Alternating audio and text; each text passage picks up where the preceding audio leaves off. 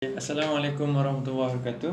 Okey, sekarang saya nak tunjuk tentang kelajuan mesin Karysma yang kita boleh setting dekat button atas dan bawah ni. Okey, bila kita tekan, dia akan terpapar speed dia. Ini 300. Dan semakin tinggi semakin laju. Contoh kita nak naik sehingga 1000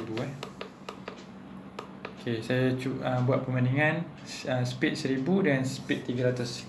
1100. Sorry. Speed 1100. Okey.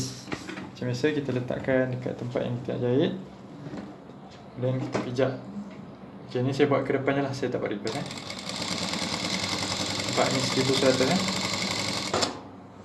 laju tak? Laju. Okey.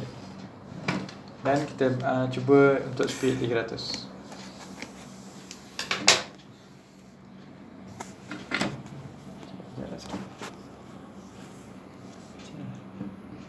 Okey, bila kita nak ke 300, kita tekan ke bawah, dia akan turun.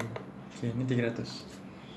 Okey, bila kita nak menjahit macam biasa lah, kita letakkan pada tempat yang kita nak jahit, kita tekan pedal di bawah. Ni 300.